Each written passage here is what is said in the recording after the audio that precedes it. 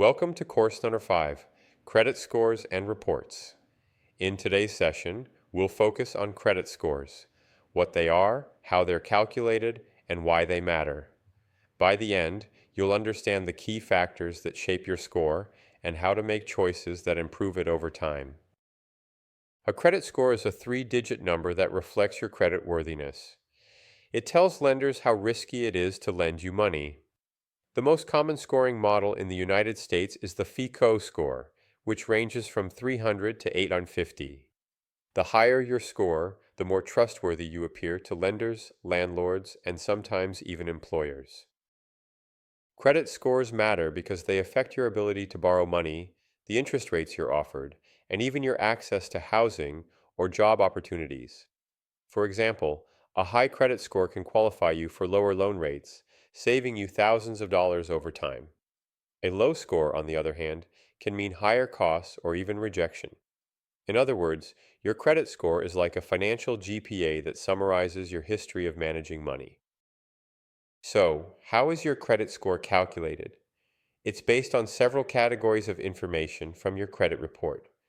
The main factors include payment history, amounts owed, length of credit history, new credit, and credit mix. Each factor has a different weight, meaning some count more than others. Let's break them down one by one. Payment history is the most important factor, making up about 35% of your credit score.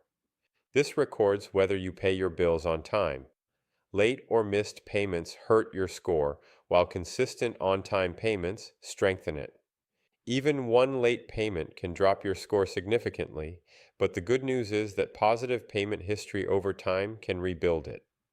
For students, starting with a small credit card and paying it on time each month is one of the best ways to establish good history. The second factor is amounts owed, which makes up about 30% of your score. This looks at your credit utilization, the percentage of available credit you're using.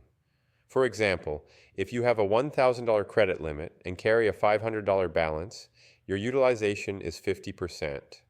Experts recommend keeping utilization below 30% and ideally under 10%. Using credit responsibly shows lenders that you're not overextended, while high balances signal financial stress. Length of credit history contributes about 15% of your score. It measures how long your credit accounts have been open and active. A longer history is better, so keeping older accounts open can help your score. For students, this means that starting to build credit early, while in college, can give you an advantage later. New credit makes up about 10% of your score. This factor considers how often you apply for new accounts. Each application creates a hard inquiry on your credit report, which can temporarily lower your score. Opening too many new accounts at once may signal risk. Instead, space out applications and only apply for credit you truly need. The final factor, credit mix, accounts for about 10% of your score. Lenders like to see that you can handle different types of credit, such as credit cards, student loans, and auto loans. Having a mix shows responsibility, but it doesn't mean you should borrow unnecessarily. Focus first on using what you have wisely. When combined, these 5 factors, payment history, amounts owed, length of history, new credit, and credit mix, create your score. Think of it like a recipe where each ingredient has a weight. Payment history and utilization are the largest portions, while the others still matter but carry less weight. Knowing these proportions helps you focus your energy where it counts most. Let's consider a student example. Maria has one student credit card with a $1,000 limit. She charges about $100 a month and pays it in full on time. She has a student loan that's in deferment, which adds to her credit mix. Because she keeps her utilization at 10% and always pays on time, her credit score grows steadily. Maria's habits show how small, consistent actions create strong credit over time. To summarize, your credit score is a 3-digit financial snapshot that lenders use to judge risk. It's built from payment history, amounts owed, length of history, new credit, and credit mix.